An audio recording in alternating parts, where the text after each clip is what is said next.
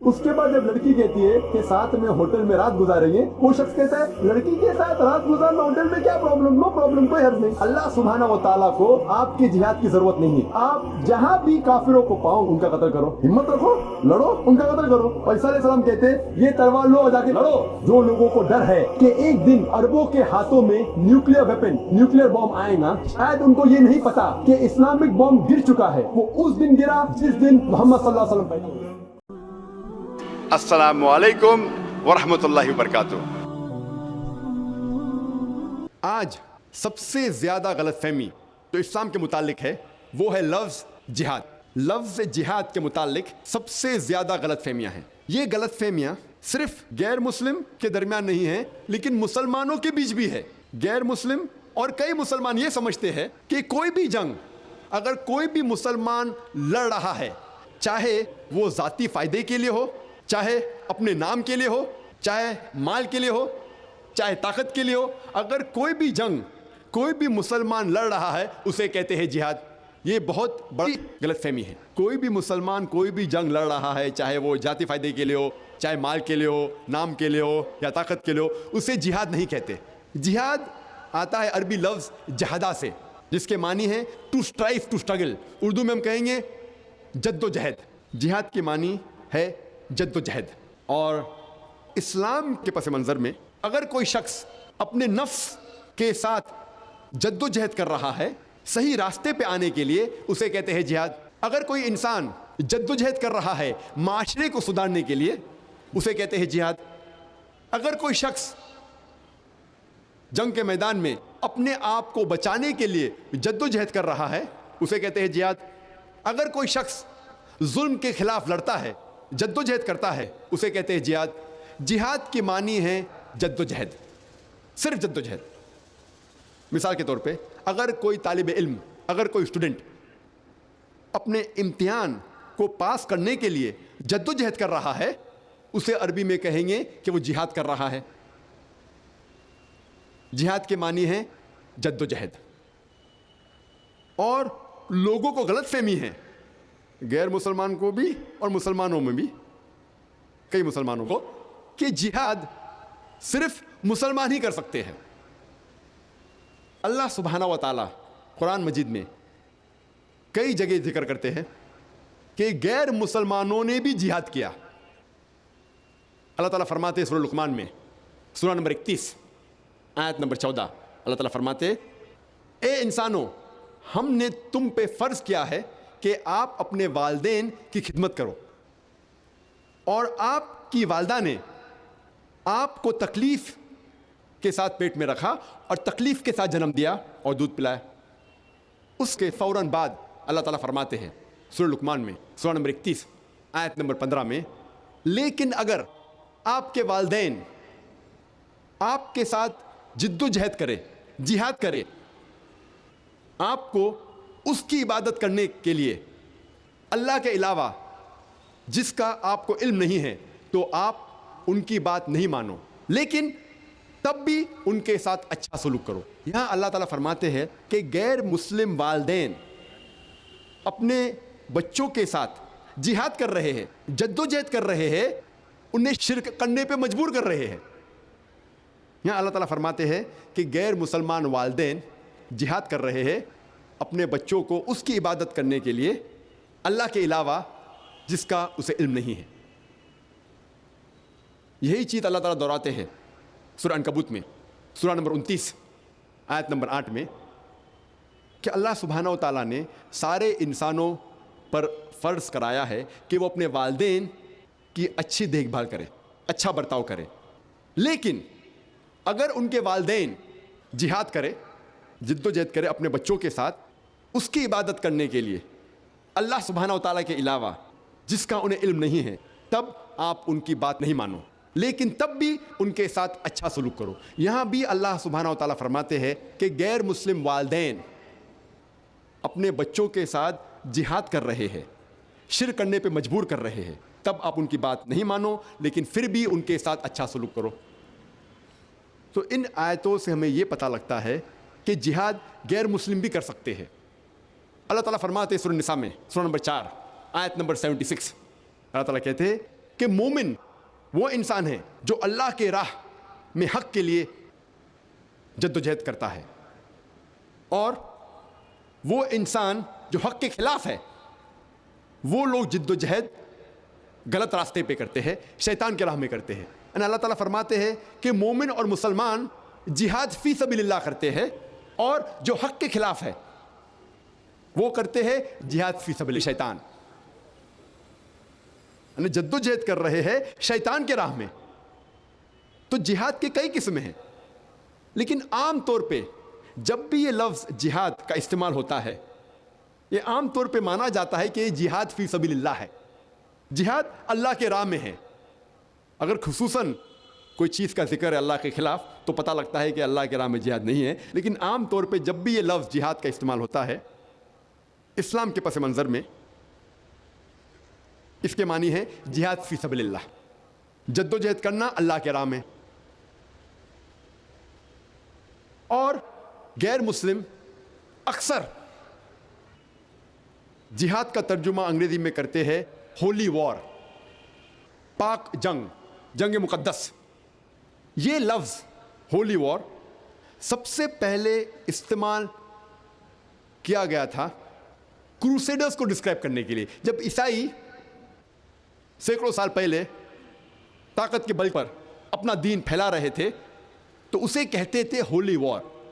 افسوس کی بات ہے کہ وہی لقب آج مسلمانوں کے لیے استعمال ہوتا ہے، اور افسوس کی بات ہے کہ کئی مسلم علماء انورٹڈ کامرز میں جو اپنے آپ کو عالم کہتے ہیں وہ بھی انگریزی میں جہاد کا ترجمہ کرتے ہولی وار۔ جہاد کے معنی ہولی وار ہے ہی نہیں، ہولی وار کا ترجمہ عربی میں ہوتا ہے حرب مقدسہ۔ اور اگر آپ قرآن مجید پڑھیں گے، قرآن مجید یا کوئی بھی صحیح حدیث میں یہ عربی لفظ حرب مقدسہ موجود ہی نہیں ہے۔ اسی لیے جہاد کے معنی حرب مقدسہ یا ہولی وار یا پاک جنگ نہیں ہے، جہاد کی معنی ہے جد و جہد۔ اور لوگ یہ سمجھتے ہیں کہ جہاد کی معنی ہے قتل کرنا، قتل کرنا کی معنی ہے قتال، اور ایک ٹائپ کا جہاد قتال بھی ہے، لیکن سب سے بہترین جہاد ہے اپنے غلط نفس کے ساتھ جہاد کرنا اللہ کے راہ میں، وہ سب سے بڑا جہاد ہے۔ اور ایک ٹائپ کا جہاد، وہ جہاد ہے قتال، اور جب آپ قتال کر رہے ہیں حق کی راہ میں تبھی کہہ سکتے ہیں وہ قتال فی سبیل اللہ ہے۔ اور جب ہم قرآن مجید پڑھتے ہیں اور حدیث پڑھتے ہیں تب ہمیں جہاد کی صحیح معنی معلوم پڑتی ہے۔ اللہ تعالیٰ قرآن مجید میں فرماتے ہیں سورہ حج میں، سورہ نمبر 22 آیت نمبر 78 میں اللہ تعالیٰ فرماتے ہیں کہ جہاد کرو جس طریقے سے آپ کو جہاد کرنا چاہیے، ڈسپلن کے ساتھ اور صحیح طریقے سے، اور اللہ سبحانہ و تعالیٰ نے آپ کو چنا ہے اور آپ کے لیے دین میں مشکلات نہیں ڈالی۔ اللہ تعالیٰ فرماتے ہیں سورہ توبہ میں سورہ نمبر 9 آیت نمبر 20 میں کہ اگر کوئی مومن if he is in exile، اگر اسے دیش چھوڑنے پہ مجبوری آتی ہے، یا کوئی مومن اگر اللہ کے راہ میں جہاد کر رہا ہے اپنے مال کے ساتھ اور اپنی جان کے ساتھ، اللہ کے نظر میں اسے سب سے بڑا انعام ملے گا۔ اور اللہ تعالیٰ فرماتے سورہ عنکبوت میں سورہ نمبر 29 آیت نمبر 6 میں کہ اگر آپ جہاد کرتے ہیں تو آپ کے فائدے کے لیے کر رہے ہیں، اللہ سبحانہ و تعالیٰ کو آپ کے جہاد کی ضرورت نہیں ہے، کیونکہ اللہ سبحانہ و تعالیٰ سارے کائنات کے چیزوں سے کوئی ضرورت نہیں۔ اگر آپ جہاد کر رہے ہیں تو آپ کے فائدے کے لیے، اللہ سبحانہ و تعالیٰ کو آپ کی جہاد کی ضرورت نہیں، کیونکہ اللہ سبحانہ و تعالیٰ سارے کائنات کے خالق ہے اور انہیں کوئی بھی چیز کی ضرورت نہیں۔ اور اللہ کے رسول محمد صلی اللہ علیہ وسلم فرماتے ہیں، صحیح بخاری کے اندر لکھا ہوا ہے جلد نمبر 4 حدیث نمبر 46، جب بھی میں حوالہ دے رہا ہوں حدیث کے بارے میں تو ذہن میں یہ رکھیے کہ یہ انگریزی حدیث کا حوالہ ہے۔ اگر میں صحیح بخاری کا حوالہ دوں گا یا صحیح مسلم کا حوالہ دوں گا تقریر میں تو ذہن میں یہ رکھیے کہ یہ انگریزی ترجمہ کا، اردو ترجمہ کا نہیں، کیونکہ اردو میں صحیح بخاری کے 6 جلد ہے، انگریزی میں 9 جلد ہے۔ تو اگر میں کہوں گا جلد نمبر 7 تو آپ کہیں گے جلد نمبر 7 ہے کیا؟ تو جب بھی میں حوالہ دے رہا ہوں یہ انگریزی ترجمہ جو صحیح بخاری یا صحیح مسلم یا کئی حدیثوں کا حوالہ دوں گا میں. قرآن مجید الحمدللہ عربی میں وہی ہے, تو حوالے کی تبدیلی نہیں ہوئی, اور یہ میری عادت ہے کہ جب بھی میں حدیث پیش کرتا ہوں تو حوالے کے ساتھ پیش کرتا ہوں. اللہ کے رسول فرماتے ہیں صحیح بخاری میں جلد نمبر 4 حدیث نمبر 46, وہاں اللہ کے رسول فرماتے ہیں کہ مجاہد وہ انسان ہے جو اللہ کے راہ میں جہاد کر رہا ہے, اور صرف اللہ ہی جانتا ہے کہ وہ شخص اللہ کے راہ میں جہاد کر رہا ہے یا نہیں. اور مجاہد ایسا انسان ہے جیسے کہ ہر وقت وہ نماز پڑھ رہا ہے اور ہر وقت وہ روزہ رکھ رہا ہے, اور اگر وہ مجاہد جنگ کے میدان میں اس کا قتل ہو جاتا ہے تو اللہ تعالیٰ وعدہ دیتے ہیں کہ انشاءاللہ وہ جنت میں جائیں گا, اور اگر وہ جنگ کے میدان سے زندہ لوٹتا ہے تو اسے اس جنگ کی ساری دولت سے اللہ تعالیٰ نوازتا ہے. اللہ کے رسول فرماتے ہیں صحیح بخاری میں جلد نمبر 4 حدیث نمبر 2784, حضرت عائشہ رضی اللہ عنہ وہ اللہ کے رسول صلی اللہ علیہ وسلم سے فرماتے ہیں کہ کیا میں جہاد کے لیے جا سکتی ہوں؟ اللہ کے رسول فرماتے ہیں کہ آپ کے لیے سب سے بہترین جہاد ہے حج. اللہ کے رسول اپنی اہلیہ سے حضرت عائشہ رضی اللہ عنہ ان سے فرماتے ہیں کہ ان کے لیے سب سے بہترین جہاد ہے حج. ہم جب پڑھتے ہیں صحیح بخاری میں حدیث نمبر 5972, ایک شخص اللہ کے رسول محمد صلی اللہ علیہ وسلم سے فرماتے ہیں کہ کیا میں جہاد کے لیے جا سکتا ہوں, یعنی جنگ کے میدان میں جہاد کے لیے جا سکتا ہوں؟ تو اللہ کے رسول اس سے پوچھتے ہیں کیا آپ کے پاس والدین ہیں؟ وہ شخص فرماتا ہے بے شک ہیں. تو اللہ کے رسول فرماتے ہیں آپ کے لیے سب سے بہترین جہاد ہے اپنے والدین کی خدمت کرنا. ہر وقت سب سے بہترین جہاد وقت کے حساب سے بدلتا ہے.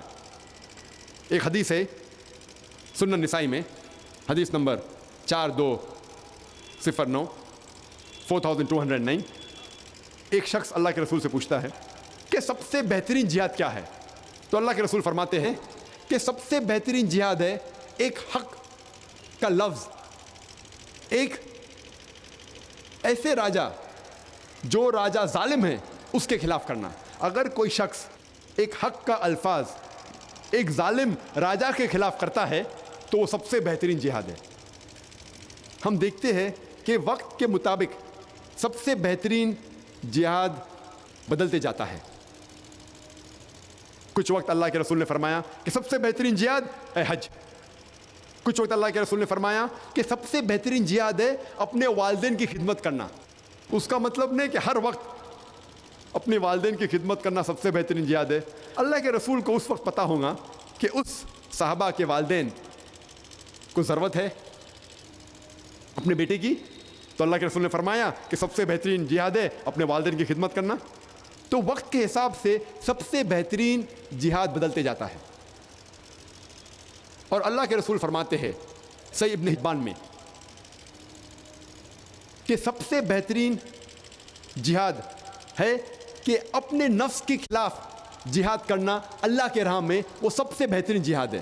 اور سب سے اچھا مہاجر وہ ہے جو غلط راستے سے ہجرت کرتا ہے صحیح راستے کی طرف.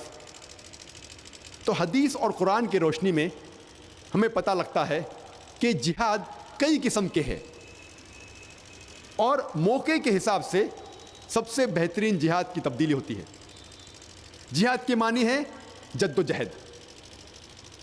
اللہ تعالیٰ فرماتے ہیں سورہ بقرہ میں سورہ نمبر 2 آیت نمبر 208 میں یا ایھا الذین آمنوا ادخلوا فی السلم کافہ, اے مومنو اسلام میں داخل ہو پورے طریقے سے, اور آپ شیطان کے نقش قدم پہ مت چلو. خطوات الشیطان, آپ خطوات الشیطان شیطان کے نقش قدم پہ مت چلو. اللہ سبحانہ و تعالیٰ اکثر فرماتے ہیں کہ آپ شیطان کے نقش قدم پہ مت چلو. چند موقع پر اللہ تعالیٰ فرماتے ہیں کہ شیطان کے ساتھ مت چلو یا شیطان کی بات مت مانو, لیکن اکثر یہ فرماتے ہیں کہ شیطان کے نقش قدم پہ مت چلو. اس کی کیا معنی ہے جب اللہ تعالیٰ فرماتے ہیں کہ آپ شیطان کے نقش قدم پر مت چلو؟ مثال کے طور پہ اگر ایک عام مسلمان ہیں, عام مومن ہیں, اور اگر کوئی نوجوان لڑکی اس سے کہتی ہے کہ آؤ ہم رات ساتھ میں گزارے, وہ مسلمان کہیں گا رات ساتھ میں گزارنا حرام. فوراً اسے پتہ لگے گا یہ شیطان کی حرکت ہے. وہ کہیں گا بے شک یہ ہو ہی نہیں سکتا. اگر عام مسلمان ہے, عام مومن ہے, ایک نوجوان لڑکی کے ساتھ رات گزارنا حرام. لیکن وہی عام مسلمان, عام شخص, عام مومن, اگر کوئی لڑکی اسے ٹیلی فون کرتی ہے تو وہ کہیں گا کہ لڑکی سے ٹیلی فون پہ بات کرنے میں کیا حرج ہے, کوئی حرج نہیں ہے. تو وہ لڑکی سے ٹیلی فون پہ کئی بار گفتگو کرتا ہے. اس کے بعد لڑکی کہتی ہے کہ چلو کئی ساتھ میں چائے پئیں گے. تو وہ شخص سوچتا ہے کہ لڑکی کے ساتھ چائے پینے میں کیا حرج ہے, نو پرابلم. تو وہ لڑکی کے ساتھ باہر جا کے چائے پیتا ہے. کچھ وقت چائے پینے کے بعد لڑکی کہتی ہے کہ چلو ہم رات میں ساتھ میں کھانا کھائیں گے, کوئی ہوٹل میں, کوئی ریسٹورینٹ میں. لڑکی کے ساتھ ریسٹورینٹ میں کھانا کھانے میں کیا حرج ہے, کوئی حرج نہیں ہے, دیر نو پرابلم. اس کے بعد جب لڑکی کہتی ہے کہ ساتھ میں ہوٹل میں رات گزاریں گے, وہ شخص کہتا ہے لڑکی کے ساتھ رات گزارنا ہوٹل میں کیا پرابلم, نو پرابلم, کوئی حرج نہیں. اسے کہتے ہیں خطوات الشیطان. یہ میری مثال ہے, قرآن مجید میں اس کا ذکر نہیں ہے. قرآن مجید میں اللہ تعالیٰ فرماتے ہیں کہ شیطان کے نقش قدم پہ مت چلو. یہ مثال ہے کہ آہستہ آہستہ شیطان لوگوں کو بہکاتا ہے. پہلے ٹیلی فون پہ بات کرنا کوئی حرج نہیں, نو پرابلم. ساتھ میں چائے پینا لڑکی کے ساتھ, نو پرابلم, کوئی حرج نہیں. اس کے ساتھ رات میں کھانا کھانا, کوئی حرج نہیں. اس کے ساتھ رات بتانا, کوئی حرج نہیں. اسے کہتے ہیں خطوات الشیطان. تو اللہ تعالیٰ فرماتے ہیں یا ایھا الذین آمنو, اے مومنو, ادخلوا فی السلم کافہ, اسلام میں پورے طور سے داخل ہو اور شیطان کے نقش قدم پر مت چلو. تو سب سے بڑا جہاد ہے اپنے نفس کے خلاف, جو شیطان ہمیں بھڑکاتا ہے اس کے خلاف جہاد کرنا سب سے بڑا جہاد ہے. اور اللہ کے رسول فرماتے ہیں صحیح مسلم میں کہ اگر کوئی بھی مومن غلط کام ہوتے ہوئے دیکھتا ہے تو سب سے پہلے اگر ہو سکے تو اپنے ہاتھوں سے اسے روکنا چاہیے. اگر اپنے ہاتھ سے نہیں روک سکتا تو اپنے زبان سے روکے. اگر اپنے زبان سے نہیں روک سکتا تو کم از کم اپنے دل میں کوسے. اور اگر کوئی بھی مومن کوئی بھی غلط کام کو دیکھ کے اپنے دل میں کوستا ہے تو وہ سب سے نیچے درجے کا مومن کہلاتا ہے. اگر کوئی غلط کام ہو رہا ہے تو اللہ کے رسول فرماتے ہیں سب سے پہلے ہو سکے تو اپنے ہاتھ سے روکو. ہاتھ سے نہیں روک سکتے تو اپنے زبان سے روکو. اپنے زبان سے نہیں روک سکتے تو کم از کم دل میں کوسو. اور اگر آپ دل میں کوستے ہیں تو وہ سب سے نیچے درجے کا مومن کہلاتا ہے. تو میرے حساب سے آج کے تاریخ میں, آج کے دور میں سب سے بہترین جہاد ہے کہ اسلام کا پیغام غیر مسلم تک پہنچانا. اللہ فرماتے ہیں سورہ آل عمران میں, سورہ نمبر 3 آیت نمبر 110 میں, اللہ تعالیٰ فرماتے کنتم خیر امۃ اخرجت للناس, اے مسلمانوں آپ سارے انسانیت میں سب سے بہترین امت ہو. اللہ تعالیٰ ہمیں اتنا بڑا عہدہ دے رہے, Allah is giving us a big honor, ایک بڑا عہدہ دے رہے ہیں. کہتے ہیں کہ ہم مسلمان ساری انسانیت میں سب سے بہترین امہ ہے. جب بھی کوئی عہدہ دیا جاتا ہے, جب بھی کوئی آنر دیا جاتا ہے, اس کے ساتھ ذمہ داری ہونا لازم ہے. مثال کے طور پہ ایک اسکول میں ایک پرنسپل کا عہدہ, ایک پرنسپل کا آنر ایک ٹیچر سے زیادہ ہے. ایک ٹیچر کا آنر, ایک ٹیچر کا عہدہ ایک پیون کے عہدے سے زیادہ ہے. لیکن جب بھی عہدہ یا آنر دیا جاتا ہے اس کے ساتھ ذمہ داری ہونا لازم ہے. اسی طریقے سے ایک اسکول میں ایک پرنسپل کی ذمہ داری ایک ٹیچر سے زیادہ ہے, ایک ٹیچر کی ذمہ داری ایک پیون سے زیادہ ہے. جب اللہ سبحانہ و تعالیٰ فرماتے ہیں کہ ہم نے مسلمانوں کو سارے انسانیت میں سب سے بہترین امت قرار دیا ہے, ہمارے لیے کوئی بھی ذمہ داری نہیں؟ جب اتنا اونچا عہدہ ہمیں اللہ سبحانہ تعالیٰ دے رہے قرآن مجید میں، ہمارے لیے ذمہ داری ہونا لازم ہے. اور اللہ سبحانہ و تعالیٰ ذمہ داری کا ذکر اسی آیت میں کرتے ہیں. سورہ عمران کی سورہ نمبر 3 آیت نمبر 110 میں اللہ تعالیٰ فرماتے تأمرون بالمعروف وتنہون عن المنکر وتؤمنون باللہ، کیونکہ ہم لوگوں کو اچھائی کی طرف بلاتے ہیں اور برائی سے روکتے ہیں اور اللہ سبحانہ و تعالیٰ پہ ایمان رکھتے ہیں. وتؤمنون باللہ، اللہ تعالیٰ کہتے ہیں کہ ہم مسلمان اس سارے انسانیت میں، سارے جہاں میں سب سے بہترین امت ہے، کیونکہ ہم لوگوں کو اچھائی کی طرف بلاتے ہیں اور برائی سے روکتے ہیں. اگر ہم لوگوں کو اچھائی کی طرف نہیں بلاتے ہیں اور برائی سے نہیں روکتے ہیں تو ہم خیر امہ کہنے کے لائق ہی نہیں ہیں، ہم مسلمان کہنے کے لائق ہی نہیں ہیں. ہر مسلمان کا فرض ہے کہ وہ اسلام کی دعوت غیروں تک پہنچائے، ان کو حق کی طرف بلائے اور برائی سے روکے. اور کوئی بھی انسان کو جنت میں جانے کے لیے جو ایک چیز کی ضرورت ہے باقی چیزوں کے علاوہ، وہ ہے دعویٰ، غیر مسلمانوں کو دعوت دینا. اللہ تعالیٰ فرماتے سورہ العصر میں، سورہ نمبر 103 آیت نمبر 1 2 3، اللہ تعالیٰ فرماتے والعصر ان الانسان لفی خسر الا الذین آمنوا وعملوا الصالحات وتواصوا بالحق وتواصوا بالصبر. اللہ تعالیٰ زمانے کی قسم کھاتے ہیں اور کہتے ہیں کہ آدمی خسارے میں ہے، انسان خسارے میں ہے، صرف وہ لوگ جو 4 چیزوں پر عمل کرتے ہیں، صرف یہ شخص خسارے میں نہیں ہے. سب سے پہلے ایمان، پھر عمل صالحات، اچھے اعمال، نمبر 3 وتواصوا بالحق، لوگوں کو حق کی طرف بلانا، دعوت دینا، غیر مسلم کو حق کی طرف بلانا اور اصلاح کرنا مسلمانوں کے ساتھ. نمبر 4 وتواصوا بالصبر، کہ لوگوں کو صبر کی طرف بلانا. اس سورے سے میں یہ پتہ لگتا ہے کہ کوئی بھی انسان کو جنت میں جانے کے لیے 4 چیزوں کی ضرورت ہے کم از کم.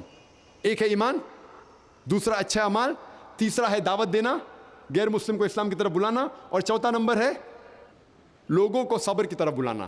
اگر ان 4 میں سے ایک بھی چیز کی کمی ہے تو سورہ العصر کے حساب سے آپ جنت میں نہیں جائیں گے. آپ بہت اچھے مسلم ہوں گے، روز 5 وقت کی نماز پڑھتے ہوں گے، حج کے لیے گئے ہوں گے، زکوٰۃ دیتے ہوں گے، روزہ رکھتے ہوں گے، لیکن سورہ العصر کے حساب سے اگر آپ دعوت نہیں دیتے تو آپ جنت میں نہیں جائیں گے. صرف دعوت دینا بھی کافی نہیں، 4 چیز ضروری ہے: ایمان، عمل صالحات، وتواصوا بالحق اور وتواصوا بالصبر. ان 4 میں سے ایک کی بھی کمی ہے تو سورہ العصر کے حساب سے آپ جنت میں نہیں جائیں گے. اگر آپ دعوت نہیں کریں گے اور اللہ سبحانہ و تعالیٰ آپ کو معاف کرنا چاہتا ہے اور جنت میں ڈالنا چاہتا ہے، وہ ایک الگ بات ہے. کیونکہ اللہ تعالیٰ فرماتے ہیں سورہ نساء میں سورہ نمبر 4 آیت نمبر 48 اور سورہ نساء سورہ نمبر 4 آیت نمبر 116 میں اللہ تعالیٰ فرماتے ہیں کہ اللہ سبحانہ و تعالیٰ چاہے تو کوئی بھی گناہ معاف کر سکتا ہے، لیکن شرک کو کبھی بھی نہیں معاف کرے گا. تو شرک کے علاوہ اللہ سبحانہ و تعالیٰ کوئی بھی گناہ کو معاف کر سکتے ہیں اگر اللہ تعالیٰ چاہتا ہے. تو اگر آپ دعوت نہیں دیں گے اور اللہ تعالیٰ آپ کو معاف کرنا چاہتا ہے اور جنت میں ڈالنا چاہتا ہے، وہ ایک الگ بات ہے. لیکن عام طور پہ اگر آپ کو جنت میں جانا ہے تو 4 چیز ضروری ہے: ایمان، عمل صالحات، وتواصوا بالحق، دعوت دینا، وتواصوا بالصبر، لوگوں کو سب کی طرف بلانا. اسی لیے آج کے حالات دیکھ کر میرے نظریے میں سب سے بڑا جہاد ہے کہ نفس کے خلاف شیطان جو بھڑکاتا ہے اور جو غیر مسلم کے ذہن میں جو اسلام کے متعلق غلط فہمیاں ہیں اسے دور کرنا ہمارا فرض ہے. وہ ایک بڑا جہاد ہے.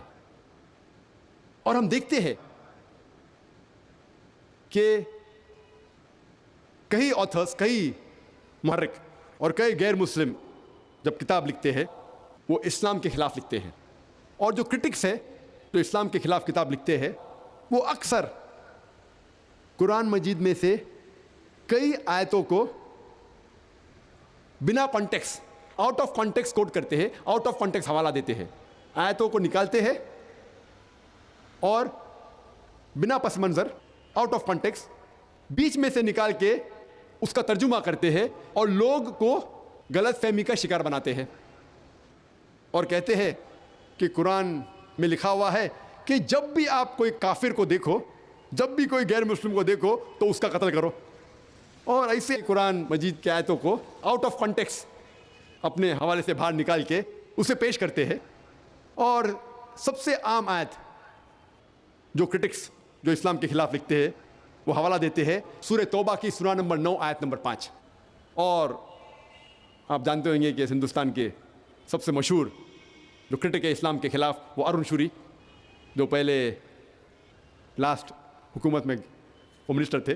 وہ لکھتے ہیں اپنی کتاب میں ورلڈ آف فتواز، فتوا کی دنیا، ان کے کتاب کا نام ہے ورلڈ آف فتواز، فتوا کی دنیا.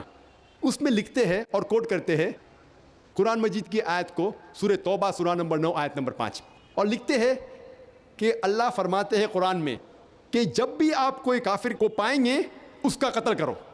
اور کافر کے معنی ان کے حساب سے ہندو، کہ جب بھی آپ کوئی کافر کو دیکھیں گے، کافر کو پائیں گے، ہندو کو پائیں گے، اس کا قتل کرو. اور جب ہم قرآن مجید کھولتے ہیں سورہ توبہ سورہ نمبر 9 آیت نمبر 5 کی آیت کو پڑھتے ہیں، اس کا ترجمہ پڑھتے ہیں تو بالکل صحیح ہے. اس آیت میں یہ لکھا ہوا ہے کہ جب بھی آپ مشرک کو پائیں گے اس کا قتل کرو. لیکن یہ آؤٹ آف کانٹیکسٹ ہے. آؤٹ آف کانٹیکسٹ مطلب بیچ میں سے اٹھا کے اس کا ترجمہ کیا گیا ہے. اس طریقے سے آپ قرآن پڑھیں گے، قرآن میں لکھا ہوا ہے کہ نماز مت پڑھو.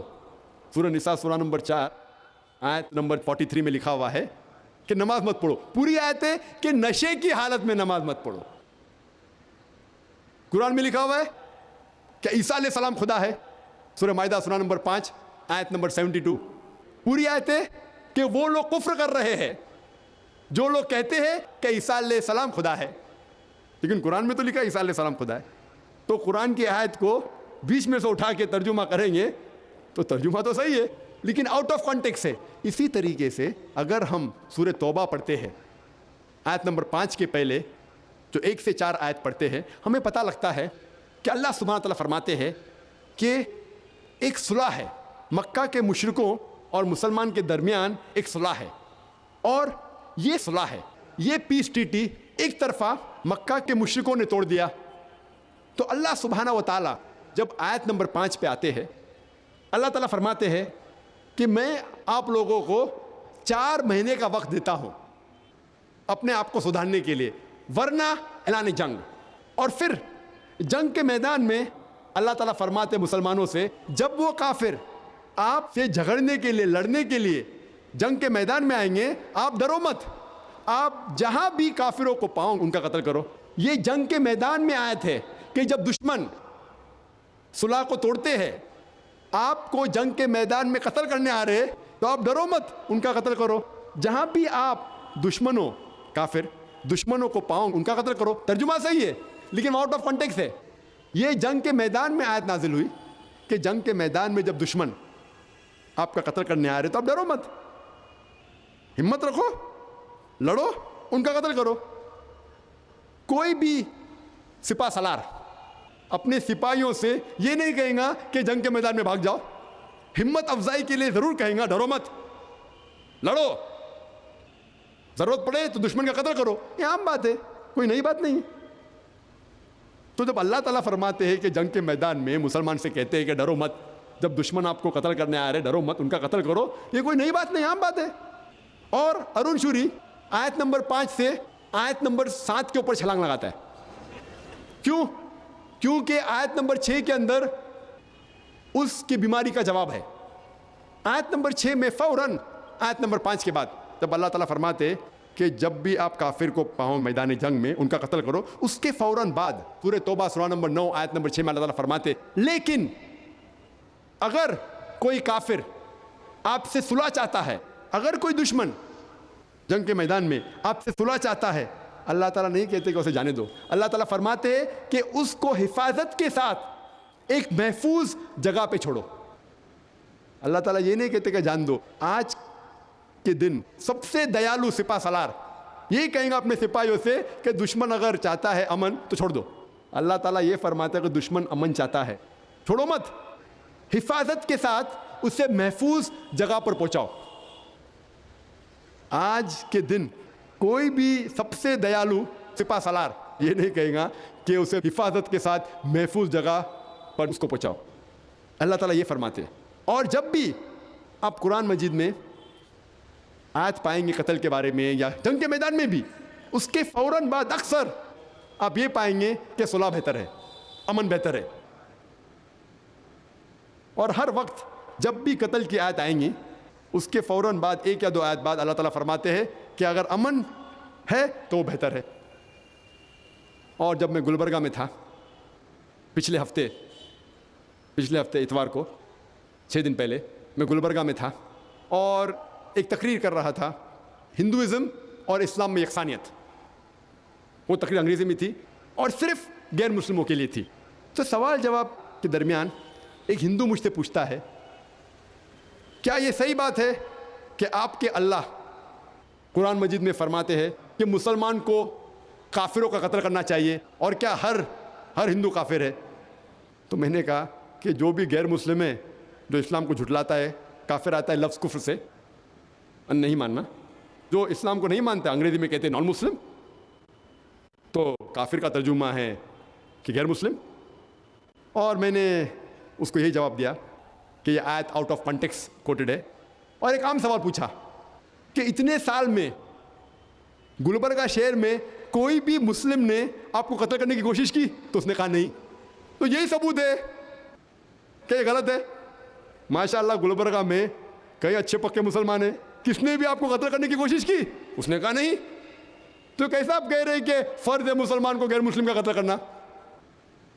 یہ شیطانی حرکت ہے ان لوگوں کی جو قرآن مجید کے آیتوں کو آؤٹ آف کانٹیکسٹ پس منظر کے باہر نکال کے کوٹ کرتے ہیں.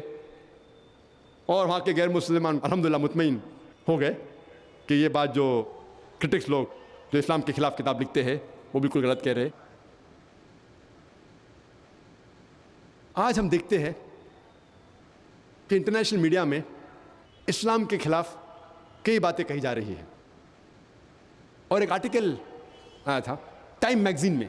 ٹائم میگزین بہت مشہور میگزین ہے نیو یارک کی، یو ایس اے کی.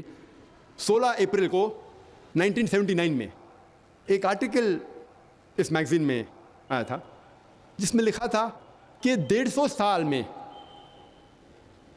1800 to 1950 سن 1800 سے سن 1950 کے درمیان اس 150 سال میں 60,000 سے زیادہ کتابیں اسلام کے خلاف لکھی گئی ہے. 60,000 سے زیادہ، یعنی آپ حساب لگائیں گے تو ہر روز ایک سے زیادہ کتاب اسلام کے خلاف لکھی گئی ہے اس 150 سال میں. اور 11 سپٹمبر 2001 کے بعد یہ تعداد بڑھ گئی ہے، کئی گنا بڑھ گئی ہے. اور ہم دیکھتے ہیں کہ میڈیا میں اگر کوئی مسلمہ حجاب پہن رہی ہے تو میڈیا کہتی ہے کہ اسلام عورتوں پہ ظلم کر رہا ہے. لیکن جب کوئی نن جو کرسچن سسٹر ہوتی ہے چرچ کے اندر، نن وہ جب اپنا سر ڈھانکتی ہے مسلمہ جیسی تو لوگ کہتی ہے کتنی عزت دار عورت ہے. یہ ٹو فیس جامٹن کیوں؟ یہ کسی کو جج کرنے کے لیے یہ علیحدہ نظریہ کیوں؟ جب کوئی سکھ پگڑی پہنتا ہے، داڑھی رکھتا ہے تو بولتے کیا گرو ہے اسے، کتنا اچھا شخص ہے، وہ خوشی سے کہتا ہے میں سکھ ہوں. اگر کوئی مسلمان ٹوپی پہنتا ہے، داڑھی رکھتا ہے تو لوگ کہتے ہیں وہ دہشت گرد ہے. مسلمان داڑھی رکھتا ہے تو دہشت گرد ہے، سکھ داڑھی رکھتا ہے تو بولتے ہیں اتنا اچھا انسان ہے، وہ گرو سے کہتا ہے میں سکھ ہوں. تو یہ ڈبل سٹینڈرڈ کیوں؟ تاریخ گواہ ہے کہ لوگ جو اسلام کے خلاف بات کرتے ہیں کہ اسلام تلوار کے زور پہ پھیلا.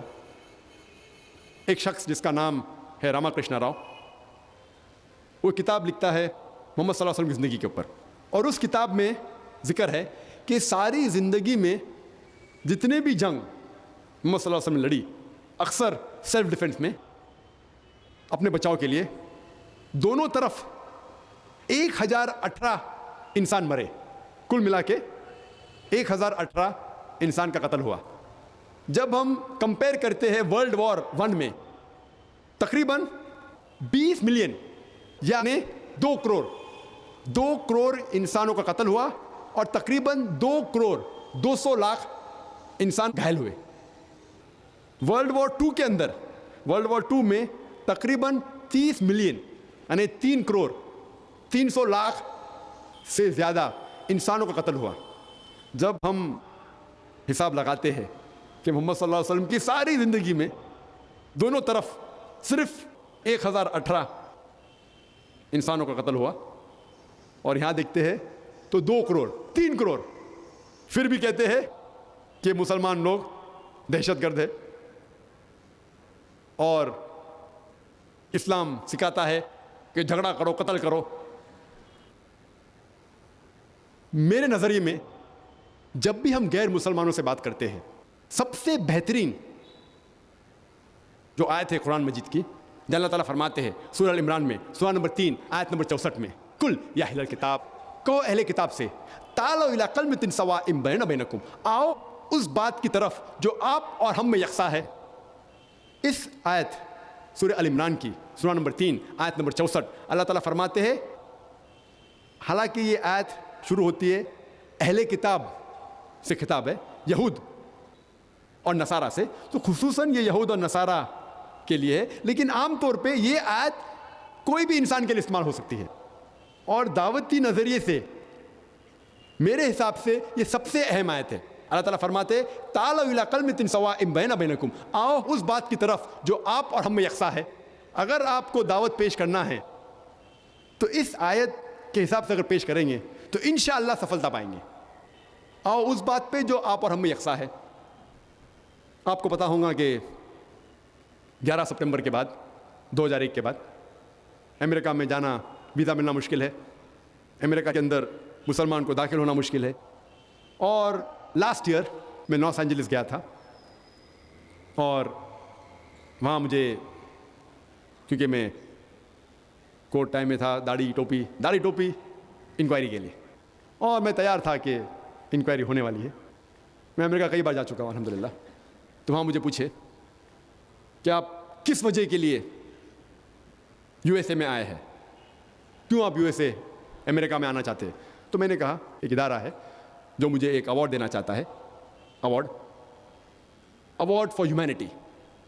تو مجھ سے پوچھنے لگے ہیومینٹی، آپ انسانوں کے لیے کام کرتے ہیں کیا؟ آپ کوئی آرگنائزیشن سے تعلق رکھتے ہیں، چیریٹی آرگنائزیشن سے؟ تو میں نے کہا چیریٹی آرگنائزیشن سے نہیں، تو آپ کو کیوں انسانیت کے لیے ایک ایوارڈ دیا جا رہا ہے؟ تو میں نے کہا کہ آپ کے بائبل میں لکھا ہوا ہے، عیسیٰ علیہ السلام فرماتے ہیں seek the truth and the truth shall free you, آپ حق کی تلاش کرو اور حق آپ کو آزادی دے گا۔ تو میرا پیشہ ہے حق پھیلانا، میں ایک دائی ہوں، میرا پیشہ ہے حق کی بات پھیلانا، کیونکہ میں حق کی بات پھیلاتا ہوں امریکہ میں بھی آ کے، اسی لیے لوگ نے مجھے یہ انعام دیا ہے۔ اور اس طرح کی گفتگو شروع ہوئی، اور جب کسٹمز کی طرف میں جا رہا تھا، مجھے پتا تھا، تو میں جان بوجھ کے کہا کہ میں ایک اسلامک کانفرنس کے اندر آیا ہوں، اسلامک کانفرنس، جانچ پڑتال کے لیے جاؤ۔ اور جب میری بیگ کھولتے ہیں تو انہیں ملتا ہے ایک لیکچر کی ویڈیو کیسٹ، جس کا موضوع، آج کا موضوع تھا جہاد and terrorism and Islamic perspective, جہاد اور دہشت گردی اسلام کے پس منظر میں۔ تو کسٹم آفیسر مجھے پوچھنے لگا کہ آپ جہاد میں مانتے ہیں؟ میں بولا بے شک میں مانتا ہوں۔ عیسیٰ علیہ السلام بھی کہتے ہیں بائبل کے اندر کہ جدوجہد کرو، میں جدوجہد میں مانتا ہوں، آپ کے عیسیٰ علیہ السلام بھی کہتے ہیں۔ اور پھر وہ کہنے لگے کہ آپ مانتے کہ جھگڑا کرنا چاہیے، دیکھنا چاہیے کس کانٹیکس میں ہے، کیا وجہ کے لیے کوئی لڑنا چاہتے ہیں، لیکن آپ کے بائبل میں جھگڑے کے بارے میں ضرور لکھا ہوا ہے۔ اگر آپ پڑھیں گے book of numbers chapter number 31، book of numbers chapter 32، book of Leviticus chapter number 31، gospel of Luke chapter number 19، gospel of Luke chapter number 22، اور حوالہ دینے لگا میں۔ اور عیسیٰ علیہ السلام کہتے کہ یہ تلوار لو، اپنے شاگرد سے کہتے یہ تلوار لو اور جا کے لڑو، تو آپ کے عیسیٰ علیہ السلام کہتے کہ لڑو۔ اور اس طریقے سے جب میں بائبل کا حوالہ دینے لگا تو الحمدللہ وہاں 8-10 کسٹم آفیسر جمع ہو گئے، اور میں ایک چھوٹی سی تقریر دینے لگا۔ میں نے میرے آرگنائزر سے کہا، جو لوگ مجھے ایئرپورٹ پہ لینے آئے تھے، میں نے موبائل پہ فون کر کے کہا آپ فکر مت کرو، میں ذرا دعویٰ کر رہا ہوں، کیونکہ میں نے استعمال کیا قرآن مجید کی آیت تعالوا الی کلمۃ سواء بیننا بینکم، آؤ اس بات کی طرف جو آپ اور ہم میں یکساں ہے۔ مجھے جہاد کے بارے میں ہندو سے بات کرنے میں کبھی بھی مشکلات نہیں پیش آتی، کبھی بھی نہیں، اللہ کا فضل الحمدللہ۔ کیوں؟ کیونکہ میں ہندوؤں سے کہتا ہوں اگر آپ مہابھارت پڑھیں گے، مہابھارت اور قرآن کا اگر آپ مقابلہ کریں گے تو مہابھارت میں لڑنے کے جو ورسز ہے وہ قرآن مجید سے کئی زیادہ ہے۔ آپ اگر کمپیئر کریں گے مہابھارت جو کئی جلدوں میں ہے، اس کے اندر اگر آپ گنیں گے جانے کے کتنے آیتیں ہیں، کتنے ورسز ہے، تو قرآن مجید کے مقابلے میں کئی زیادہ ہے. اور بھگوت گیتا جو ہندوؤں کی ایک مقدس کتاب ہے اور سب سے زیادہ پڑھی جانے والی کتاب، وہ ایک مہابھارت کا حصہ ہے. آپ جانتے ہیں کہ مہابھارت دو فیملی، دو رشتہ داروں کے بیچ، کورو اور پانڈو کے بیچ ایک جھگڑا ہے.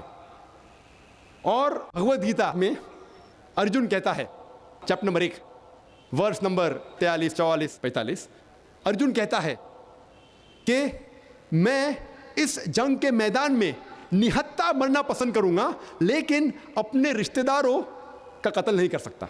تو پوری بھگوت گیتا کے اندر ارجن کہتا ہے شری کرشن سے کہ میں میرے رشتہ داروں کو قتل کر ہی نہیں سکتا، میں نہتہ مرنا پسند کروں گا. اور یہ ساری بھگوت گیتا جو ہے وہ شری کرشن یہ ثابت کرنا چاہتے ہیں ارجن سے کہ لڑنا اچھا ہے. ارجن کہہ رہا میں نہیں لڑوں گا، شری کرشن کہہ رہا لڑو. تو یہ ساری جو بھگوت گیتا ہے وہ شری کرشن جنہیں وہ مانتے اوتار بھگوان کا، ارجن کہہ رہا ہے کہ میں رشتہ دار قتل کیسا کر سکتا ہوں. شری کرشن کہہ رہے نہیں آپ قتل کر سکتے. اگر میں کوئی ہندو سے کہوں گا کہ آپ کی بھگوت گیتا میں آپ کے بھگوان کہتے ہیں کہ اپنے رشتہ داروں کا قتل کرو، تو اگر میں ایسا کہتا ہوں تو یہ شیطانی حرکت ہے. جب میں کہتا ہوں ہندوؤں سے کہ آپ کے مہابھارت میں تو لڑنے کے بارے میں کافی بار ذکر ہے، وہ ہندو کہے گا نہیں ذاکر بھائی وہ جو مہابھارت کے اندر حق اور باطل کے درمیان جھگڑا ہے، تو میں کہتا ہوں قرآن میں بھی وہ ہے. اگر قرآن میں وہ ہے تو میں قرآن کے ساتھ کوئی بھی شکوہ نہیں. جب میں کہوں گا اگر کہ آپ کے شری کرشن کہہ رہے کہ رشتہ داروں کا قتل کرو، یہ شیطانی حرکت ہے. شری کرشن یہ کہہ رہے ہیں کہ جب حق کی بات آتی ہے تو آگے اگر آپ کے رشتہ دار بھی ہے تو بھی حق کے لیے لڑو. جس طریقے سے قرآن مجید میں اللہ تعالیٰ فرماتے ہیں سورہ نساء میں سورہ نمبر 4 آیت نمبر 135 میں، یا ایھا الذین آمنوا، او مومنو، حق کے لیے اللہ سبحانہ و تعالیٰ کے لیے گواہی دو، چاہے وہ اپنے خلاف ہو، چاہے اپنے والدین کے خلاف ہو، چاہے اپنے رشتہ دار کے خلاف ہو. تو جب ہم پڑھتے ہیں بھگوت گیتا چیپٹر نمبر 1 شلوک نمبر 42 سے 44 45، ارجن کہتے ہیں کہ میں نہتہ اس جنگ کے میدان میں مرنا پسند کروں گا، لیکن اپنے رشتہ داروں کا قتل نہیں کر سکتا. امیجیٹلی کچھ شلوکا بعد chapter number 2 chapter number 2 verse number 2 3 Shri Krishna فرماتے ہیں، اے ارجن آپ کب سے بزدل ہو گئے؟ اے ارجن تم بزدل کب سے ہو گئے؟ آگے فرماتے آپ how come you have become important. Important کا ترجمہ کیا کریں گے؟ نپنسک. ترجمہ اگر صحیح ہے تو انگریزی میں لکھا how could you become so important. آپ ایسے بزدل کیسے بن گئے؟ شری کرشن کہہ رہے ارجن سے آپ نپنسک کب بن گئے؟ آپ کا فرض ہے شتریہ کا کہ جھگڑا کرنا. پھر آگے آپ جائیں گے شلوکا نمبر 31 32 اور 33 میں شری کرشن کہتے ہیں ارجن سے کہ شتریہ کا فرض ہے، اس کا دھرم ہے لڑنا، اور گرو ہے اس شتریہ پہ جس کو موقع ملتا ہے لڑنے کے لیے. اگر آپ لڑیں گے تو ہی آپ سورگ میں جا سکیں گے. اور کئی جو اسلام کے خلاف جو لوگ کتاب لکھتے ہیں وہ ایک حدیث پیش کرتے ہیں محمد صلی اللہ علیہ وسلم کی، صحیح بخاری کی جلد نمبر 4 حدیث نمبر 46 اس میں فرماتے ہیں کہ اللہ کے رسول کہتے ہیں کہ اگر کوئی بھی جہاد کرتے ہوئے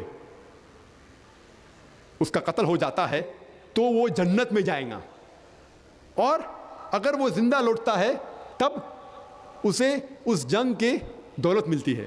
تو کئی لوگ اس حدیث کی بنیاد پہ اسلام کے خلاف اور کہتے ہیں یہ کیسا مذہب ہے، اگر آپ لڑیں گے اور قتل ہو جائیں گا جنت پائیں گے. تو یہ کیسی کتاب ہے، کیسا قرآن ہے، کیسی حدیث ہے جہاں لوگوں کو لڑنے پر مجبور کر رہا ہے، کہتا ہے جنت میں جائیں گے. افسوس کی بات ہے کہ یہ غیر مسلم اپنے خود کی کتاب نہیں پڑھتے.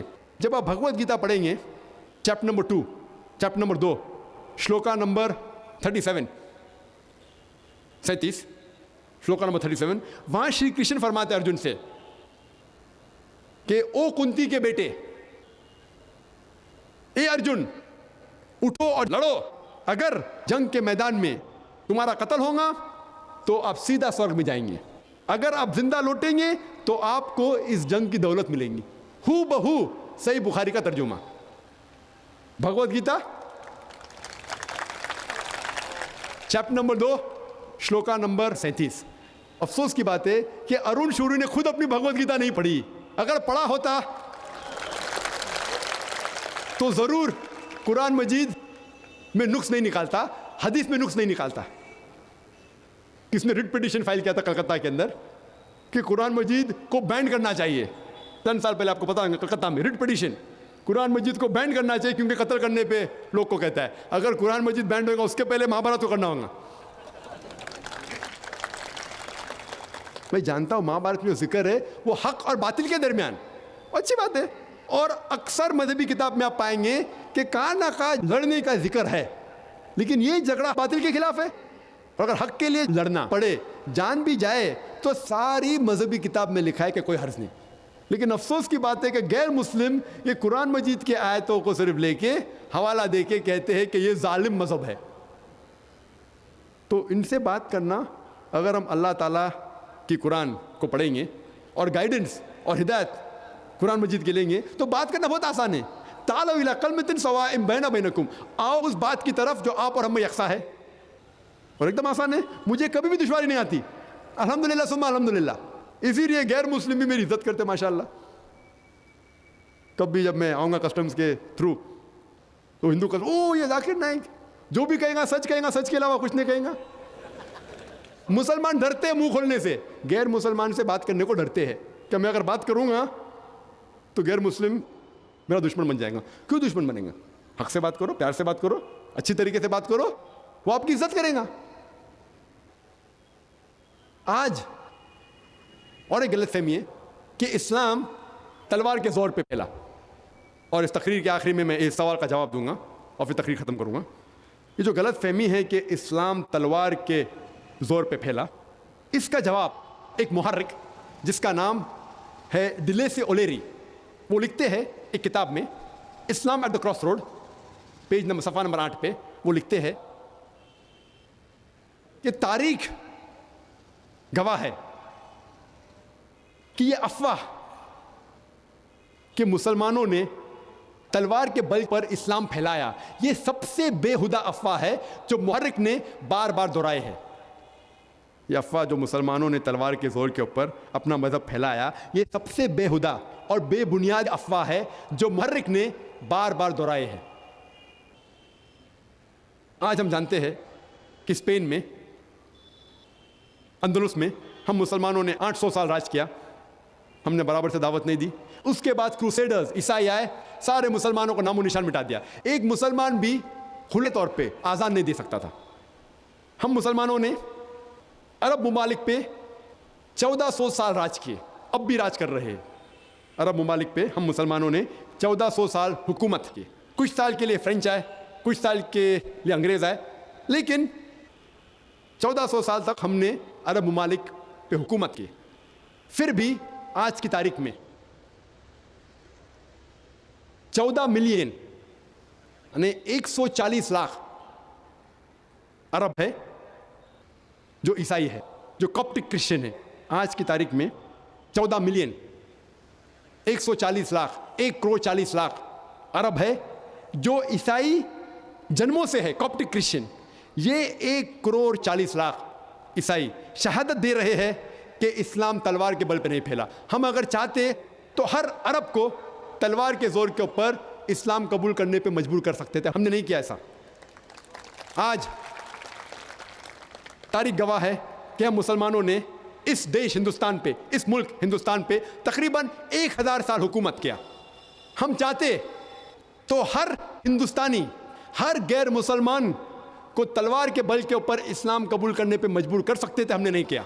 आज की तारीख में आज हम जानते हैं कि हिंदुस्तान में 800 मिलियन 80 करोड़ गैर मुस्लिम हैं हिंदुस्तान में। ये 80 करोड़ गैर मुसलमान हिंदुस्तानी शहादत दे रहे हैं कि इस्लाम तलवार के बल पे नहीं फैला। आप जब भी कोई हिंदू को मिलते हैं या गैर मुस्लिम को मिलते हैं, आप उसे कह सकते हैं कि आप शहादत दे रहे हैं कि इस्लाम तलवार के बल पे नहीं फैला। अगर हम मुसलमान चाहते तो हर गैर मुस्लिम को तलवार के बल पर इस्लाम कबूल करने पे मजबूर कर सकते थे, हमने नहीं किया। ये इस्लाम में इसकी इजाज़त है ही नहीं। अल्लाह ताला फरमाते हैं सूरह बकरा में सूरह नंबर 2 آیت نمبر 256 لا اکراہ فی الدین. اسلام میں زبردستی نہیں ہے, دین میں زبردستی نہیں ہے. حق باطل سے صاف ہے. آپ حق پیش کرو, قبول کیے تو الحمدللہ, نہیں قبول کرے تو چھوڑ دو. ہم کسی کو تلوار کے بل کے اوپر یا بندوق کے نوک کے اوپر اسے اسلام قبول کرنے پہ مجبور کر ہی نہیں سکتے. یہ اسلام میں اس کی اجازت ہے ہی نہیں. تو یہ غیر مسلم جو ہندوستان میں ہیں وہ آج شہادت دے رہے ہیں کہ اسلام تلوار کے بل پہ نہیں پھیلا. آج جو ملک ہے جس میں سب سے زیادہ مسلمان ہیں وہ ہے انڈونیشیا. کون سی مسلم فوج انڈونیشیا گئی تھی؟ کون سی مسلم فوج ملیشیا گئی تھی جہاں 50% سے زیادہ مسلم ہیں؟ کون سی فوج ایسٹ کوسٹ آف افریقہ گئی تھی جہاں اتنے مسلمان ہیں؟ کون سی تلوار؟ اللہ تعالیٰ فرماتے ہیں سورہ نحل میں سورہ نمبر 16 آیت نمبر 125 ادعو الی سبیل ربک بالحکمہ والموعظۃ الحسنہ وجادلہم باللتی احسن. سارے لوگوں کو بلاؤ اللہ تعالیٰ کی طرف حکمت کے ساتھ اور حسن کے ساتھ, اور ان سے بحث کرو اچھے طریقے کے ساتھ. یہ تلوار جو لوگوں کے دل کو چیر رہی ہے وہ حکمت کی تلوار ہے, اچھے اعمال کی تلوار ہے. ایک رپورٹ پیش کی گئی تھی ریڈر ڈائجسٹ المائنک ایئر بک میں, جو پھر سے چھپی تھی پلین تھروتھ میگزین میں. ایک تحقیق کی گئی تھی کہ 50 سال کے درمیان سن 1934 ٹو 1984 اس 50 سال کے درمیان 1934 اور 1984 کے درمیان اس 50 سال کے درمیان کون سا مذہب سب سے زیادہ پھیلا؟ اور یہ غیر مسلمانوں نے یہ تحقیق کی تھی. تحقیق میں یہ پتا چلا کہ ان 50 سالوں میں سب سے زیادہ مذہب جو پھیلا وہ ہے اسلام, 235%. عیسائیت صرف 47%. میں یہ پوچھنا چاہتا ہوں ان 50 سالوں میں 1934 اور 1984 کے درمیان ان 50 سالوں میں کون سی جنگ لڑی مسلمانوں نے جو غیر مسلمانوں نے اسلام قبول کیا؟ کون سی جنگ لڑی تھی؟ آج کی ریسرچ, آج کی تحقیق یہ کہتی ہے کہ سب سے زیادہ پھیلنے والا مذہب امریکہ میں ہے اسلام, سب سے زیادہ پھیلنے والا مذہب یورپ میں ہے اسلام. میں یہ پوچھنا چاہتا ہوں کہ کون سا مسلمان امریکہ میں تلوار کے بل کے اوپر امریکن لوگوں کو اسلام قبول کرنے پہ مجبور کر رہا ہے؟ میں یہ جاننا چاہتا ہوں کہ کون سا مسلمان یورپ میں ہے جو یورپین لوگوں کو تلوار کے بل کے اوپر اسلام قبول کرنے پہ مجبور کر رہا ہے؟ کون مجبور کر رہا ہے؟ آج کا میڈیا یہ کہہ رہا ہے کہ اسلام میں خواتین کے حقوق نہیں ہیں, اسلام خواتین کو ذلیل کر رہا ہے. شاید وہ یہ نہیں جانتے کہ جو امریکن یورپین اسلام قبول کر رہے ہیں 65% سے زیادہ خواتین ہیں, عورتیں ہیں. اگر اسلام عورتوں کو ذلیل کر رہا ہے تو یہ امریکن خواتین, امریکن عورت اسلام کیوں قبول کر رہی ہے؟ یورپین عورتیں اسلام کیوں قبول کر رہی ہے؟ کیونکہ اسلام میں ان کے مشکلات کا حل ہے, وہ تنگ آ چکے اس زندگی کے بارے میں. تو میڈیا کتنا بھی اسلام کے خلاف ہے. میں اس آیت میں مانتا ہوں, اللہ تعالیٰ فرماتے ہیں سورہ عمران میں سورہ نمبر 3 آیت نمبر 54 میں, آیت نمبر 54 میں, وہ مکروا مکر اللہ واللہ خیر الماکرین. انہوں نے سازش کی, اللہ سبحانہ و تعالیٰ نے بھی پلاننگ کی. اللہ سبحانہ و تعالیٰ سب سے بہترین پلان کرنے والا ہے. سب سے بہترین جو پلان کرنے والا ہے وہ اللہ سبحانہ و تعالیٰ. کتنا بھی میڈیا اسلام کے خلاف ہے, اسلام اتنا ہی پھیل رہا ہے. آپ کو شاید پتہ نہیں کہ 11 سپٹمبر 2001 کے بعد جو میڈیا اسلام کے خلاف بات کر رہی ہے, 9 مہینے میں 11 سپٹمبر 2001 کے بعد 9 مہینے میں 34,000 سے زیادہ امریکنوں نے اسلام قبول کیا. یو کے میں اسٹیٹسٹکس کہتی ہے کہ 9 مہینے میں 11 سپٹمبر کے بعد 20,000 سے زیادہ یو کے لوگوں نے اسلام قبول کیا. جتنا بھی انٹرنیشنل میڈیا اسلام کے خلاف بات کر رہی ہے اتنا ہی الحمدللہ اسلام پھیل رہا ہے. کیونکہ اللہ سبحانہ وتعالیٰ کا وعدہ ہے, کم از کم 3 جگہ میں اللہ تعالیٰ وعدہ دیتے ہیں. سورہ توبہ میں سورہ نمبر 9 آیت نمبر 33 میں, اور سورہ صف میں سورہ نمبر 61 آیت نمبر 9 میں, هو الذی ارسل رسولہ بالہدی والدین الحق لیظہرہ علی الدین کلہ ولو کرہ المشرکون. اللہ تعالیٰ فرماتے ہیں کہ اللہ سبحانہ و تعالیٰ نے اپنے پیغمبر محمد صلی اللہ علیہ وسلم کو بھیجا ہے ہدایت کے ساتھ اور دین الحق کے ساتھ, تاکہ یہ دین الحق اسلام سارے مذاہب پہ غالب ہو. سارے مذاہب, چاہے وہ ہندوازم ہو, क्रिश्चियनिज्म हो, जुडाइज्म हो, जैनिज्म हो, बुद्धिज्म हो, सेकुलरिज्म हो, एथियज्म हो, मॉडर्निज्म हो, अल्लाह का वादा है कि वह सारे मज़हब पे गालिब होगा।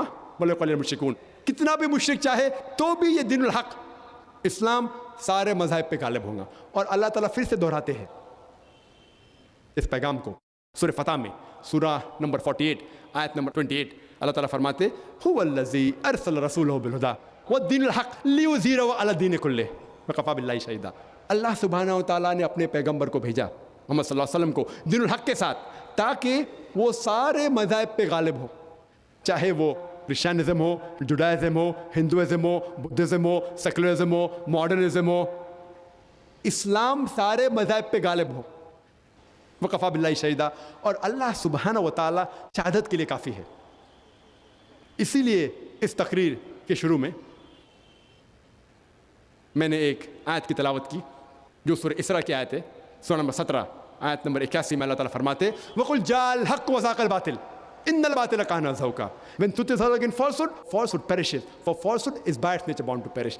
जब भी हक़ बातिल के साथ टकराएगा तो बातिल का नाश ज़रूर होगा।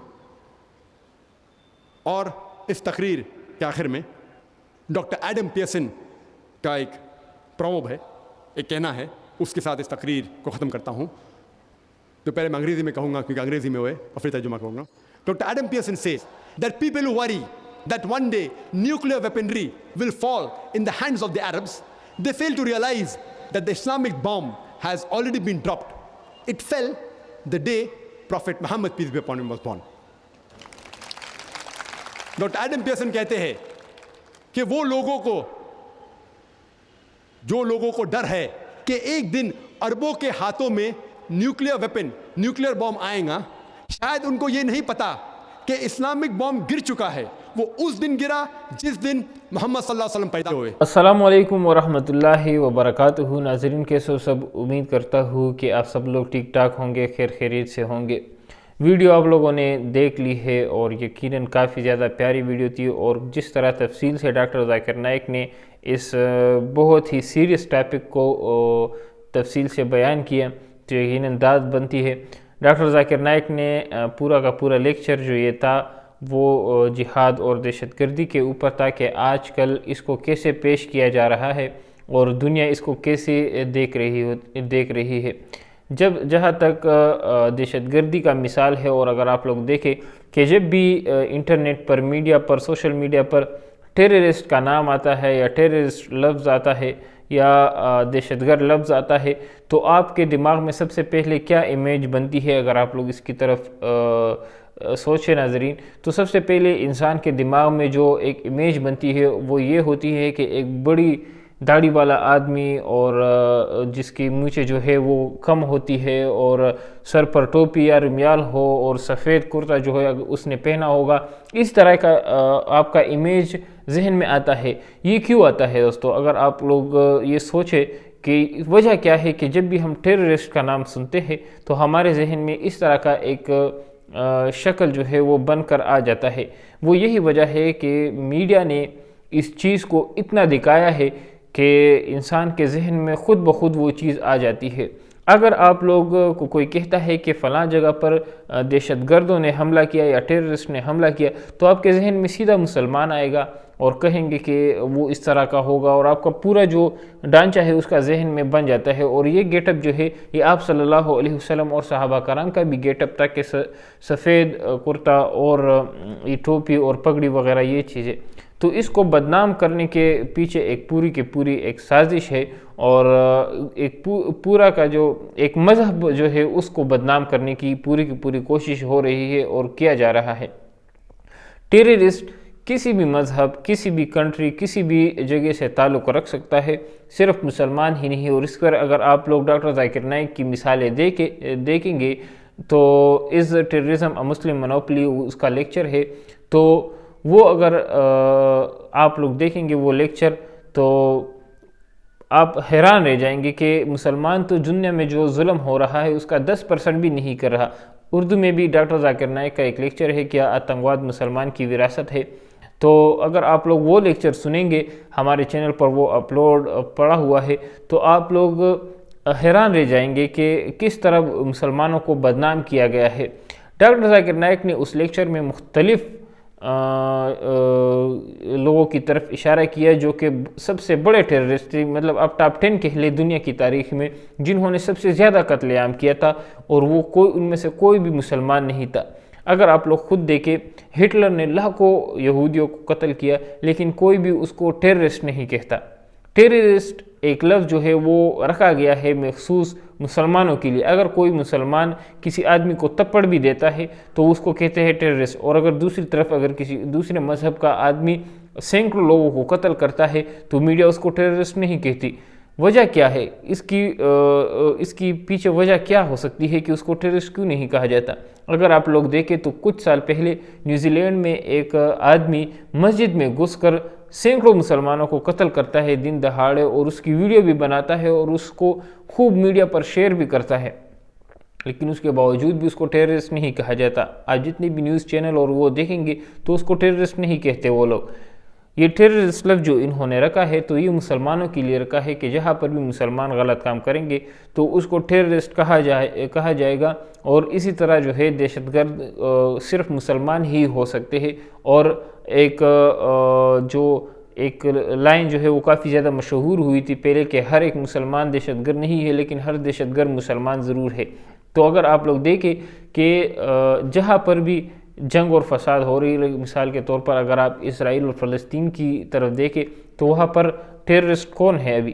جو اسرائیل جس نے اسپتالوں کو پر بمباری کی اور اسکولوں پر کی اور ہزاروں بچوں کو جو ہے وہ مارا، تو اس کو کوئی بھی ٹیررسٹ نہیں کہتے، اور نہ ہی میڈیا میں آج تک ہم نے دیکھا ہے کہ مثال کے طور پر اسرائیلی ٹیررسٹ اور اس طرح کا کچھ انہوں نے کہا ہو۔ تو یہ جو چیز ہے یہ مسلمانوں کی طرف خاص کیا گیا ہے، اور اس چیز کو ہمیں سب سے زیادہ جو ہے وہ ڈیفینڈ کرنا چاہیے۔ دوسری بات یہ کہ جہاد کو بدنام کیا گیا ہے بہت ہی اعلیٰ پیمانے پر، یہاں تک کہ اس طرف اس کو بدنام کیا گیا ہے کہ ہمارے مسلمان بھی اس کو غلط سمجھتے ہیں اور اس کو اچھی نظر سے نہیں دیکھتے۔ اگر آپ کسی مسلمان کو کہے کہ آپ جہاد کریں گے تو وہ کہے گا کہ نہیں یار میں جہاد کیوں کروں گا، میں تو جہادی نہیں ہوں، میں تو ایک امن پسند ہوں، اور ایک غلط طریقے سے جو ہے اس کو بیان کیا گیا ہے۔ تو یہ بات بھی ناظرین آپ کو ذہن میں رکھنی چاہیے کہ جہاد اسلام میں ایک فرض رکن ہے، اور اس کو مسلمانوں پر فرض کیا گیا ہے۔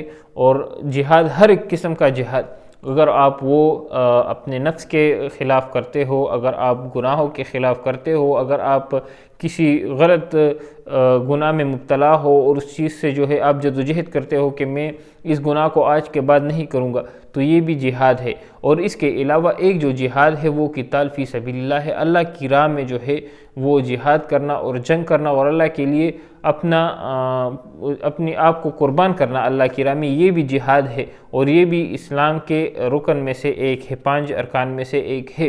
تو اس کو ہمیں ماننا چاہیے، اور جہاد تب ہی ایک انسان پر فرض ہوتی ہے جب آپ پر کوئی دوسرا حملہ کرتا ہے، کوئی غیر مسلم جو ہے وہ کوئی غیر مسلم ملک آپ پر حملہ کرتا ہے تو آپ پر یہ فرض ہو جاتا ہے۔ اگر گھر میں 5 بھائی ہو اور 5 میں 4 چلے جائے اس جہاد میں اور ایک نہ جائے تو اس کو بھی جو ہے پورا کا پورا گناہ ملتا ہے، اس پر بھی فرض ہوتا ہے کہ وہ بھی نکلے اور وہ بھی جہاد کرے۔ تو یہ جہاد بھی اسلام میں فرض کیا گیا ہے، اور اس کو ہمیں ماننا چاہیے، کیونکہ یہ ایک طرح کا سیلف ڈیفینس بھی ہے۔ اگر آپ پر کوئی حملہ کرتا ہے اور آپ پر چاقو سے وار کر رہا ہوتا ہے اور آپ کہتے ہو کہ نہیں یار مجھے تو یہ نہیں کرنا چاہیے اور میں تو جہاد نہیں کر سکتا، تو آپ پورے کے پورے ایک بیوقوف انسان اس وقت ہوں گے۔ اس طرح کا کوئی بھی مذہب نہیں ہے دنیا میں کہ جس میں یہ لکھا ہو کہ اگر آپ کو کوئی قتل کر رہا ہو تو آپ اس کو کچھ مت کہو کیونکہ یہ برا ہے۔ کسی بھی قانون میں یہ چیز نہیں ہے کہ اگر آپ پر کوئی قاتلانہ حملہ کر رہا ہے تو آپ اس کو جو ہے جواب میں خود کو بچاؤ مت یا اس کو مارو مت، آپ اپنا ڈیفینس کر سکتے ہیں۔ تو یہی چیز جہاد اس کو کہتے ہیں اسلام میں۔ اگر آپ پر کوئی کسی ملک نے حملہ کیا ہے اور آپ اپنا ڈیفینس نہیں کرتے تو یہ تو ایک طرح کی خودکشی بن جاتی ہے، اور اسلام میں آپ پر فرض ہے کہ آپ اپنے آپ کی حفاظت کرو اور ان کو جو آپ کو قتل کرنا چاہتے ہیں ان کو آپ قتل کرو۔ تو اس میں برا میں سمجھتا ہوں کوئی بھی چیز نہیں ہے، اور ہم سب کو جو ہے وہ جہاد کا شوق رکھنا چاہیے اور جہاد کرنا چاہیے۔ اگر آپ لوگ دیکھیں تو آج کل جو ہے ہماری پوری مسلم امت کو جو ہے ٹکڑوں میں بانٹا گیا ہے ملکوں کی شکل میں. یہ ترکی ہے، یہ پاکستان ہے، یہ ایران ہے، یہ جو ہے انڈیا ہے، یہ ملیشیا ہے، یہ سارے یہ سعودی عرب، یہ دبئی، ان سب کو تقسیم کیا گیا ہے. حالانکہ آج سے 100-150 سال پہلے یہ چیزیں نہیں تھی. پوری کی پوری ایک اسلامی خلافت ہوا کرتی تھی. تو اگر سعودی عرب میں کوئی غیر مسلم حملہ کرتا ہے تو پوری اسلامی جو ریاست تھی ان پر جہاد فرض ہو جایا کرتا تھا، کیونکہ وہ آپ کے مسلمان بھائی ہے اور ان کی حفاظت آپ پر فرض ہے. تو اسی طرح آج بھی یہ بارڈر جو ہے ان کو اپنے ذہن میں اگر آپ اس کو نہ رکھیں، جہاں پر بھی مسلمانوں پر ظلم ہوتا ہے تو آپ پر جہاد فرض ہوتا ہے کہ آپ اپنے بھائیوں کی حفاظت کریں اور ان کی مدد کریں. باقی لیکچر تو کافی زیادہ لمبا تھا اور اس میں بہت سے ایسے پوائنٹ تھے جو مجھے کافی زیادہ پسند آئے. ڈاکٹر ذاکر نائک نے کس طرح جو ہے شروع میں اس میڈیا کو ایکسپوز کیا ایک چھوٹے سے لیکچر میں، اور اس میں انہوں نے یہ بھی کہا کہ کس طرح میڈیا جو ہے جس کو غلط دکھاتا ہے ضروری نہیں ہے کہ وہ غلط ہو. انہوں نے نیلسن منڈیلا کا مثال بھی دیا کہ ان کو جو ہے 20 سال جو ہے وہ قید میں رکھا گیا کیونکہ ان کو دہشت گرد کہتے تھے، ان کو کہتے تھے کہ یہ شر پسند ہے. اور پھر اس کے بعد 20 سال بعد جب وہ باہر آتا ہے تو اس کو نوبل پرائز فار پیس کا ایوارڈ بھی دیا جاتا ہے. تو یہ انسان کا ذہن نہیں مانتا کہ ایک بندہ جو ہے 20 سال تک اس وجہ سے جیل میں تھا کیونکہ اس کو دہشت گرد کہہ رہے تھے امریکن، اور پھر اس کے بعد جو ہے اس کو ایوارڈ بھی دیتے ہیں. تو ہمیں میڈیا پر کبھی بھی کسی چیز کو دیکھ کر میڈیا پر کبھی بھی اس کے بارے میں فیصلہ نہیں کرنا چاہیے. یہاں تک کہ جب ڈاکٹر ذاکر نائک سے یہ پوچھا گیا کہ اسامہ بن لادن کیسا آدمی ہے اور اس نے جو کیا وہ ٹھیک ہے یا نہیں، تو اس کے جواب میں بھی ڈاکٹر ذاکر نائک نے یہی جواب دیا تھا کہ کسی بھی انسان کو میڈیا کے ذریعے دیکھ کر اس کے بارے میں فیصلہ نہیں کرنا چاہیے، کیونکہ اگر آپ لوگ میڈیا کو دیکھیں گے تو بہت سی غلط فہمیاں آپ کو ہو سکتی ہے اور بہت سی صحیح چیزوں کو آپ غلط کہیں گے اور بہت سے غلط چیزوں کو آپ صحیح کہیں گے. تو ڈاکٹر ذاکر نائک نے صاف طور پر کہا کہ میں جب تک خود اس سے نہیں ملتا، خود اس کو نہیں دیکھتا، کسی بھی انسان کے بارے میں اس طرح کے سٹیٹمنٹ نہیں دیکھ سکتا. حالانکہ جو انڈیا کے صدر بش ہے ان کے بارے میں سٹیٹمنٹ دے سکتا ہوں کیونکہ ان کو میں نے اپنی آنکھوں سے دیکھا ہے کہ انہوں نے فورسز بھیجے افغانستان میں اور لاکھوں مسلمانوں کو جو ہے وہ شہید کیا. تو وہ سب سے بڑا دہشت گرد ہے، یہ میں کہہ سکتا ہوں. اس کے علاوہ بھی بہت سے پوائنٹ ڈاکٹر ذاکر نائک نے اس بارے میں بیان کیے ہیں. اسی لیکچر سے ملتا جلتا اگر آپ وہ لیکچر سنیں گے ڈاکٹر ذاکر نائک کے چینل پر اپلوڈ پڑا ہوا ہے، کیا آتنکواد مسلمانوں کی وراثت ہے، تو انشاءاللہ امید کرتا ہوں کہ آپ سب لوگوں کے ذہن بالکل کلیئر ہو جائیں گے. اور اس طرح کے جتنے بھی لیکچر آپ کو دیکھنے کو ملتے ہیں، سننے کو ملتے ہیں، یقین کوشش یہ کیا کرے کہ اس طرح کے لیکچر کو زیادہ سے زیادہ شیئر کرے اور دوسرے پلیٹ فارم پر شیئر کرے. اگر آپ یوٹیوب پر اس کو دیکھتے ہو تو آپ فیس بک، ٹک ٹاک، انسٹاگرام پر شیئر کیا کرو. اگر آپ فیس بک پر دیکھتے ہو تو اس کو یوٹیوب اور واٹس ایپ اور ان چیزوں میں شیئر کیا کرو کیونکہ اس کی کافی زیادہ ضرورت ہے آج کے زمانے میں. باقی اس ویڈیو کے بارے میں آپ لوگوں کی کیا رائے ہے؟ اپنی رائے بھی آپ لوگ ہمارے ساتھ کمنٹ سیکشن میں شیئر کر سکتے ہو. مزید اس طرح کی ویڈیوز کے لیے ہمارے چینل کو ضرور سبسکرائب کریں. السلام علیکم ورحمۃ اللہ وبرکاتہ.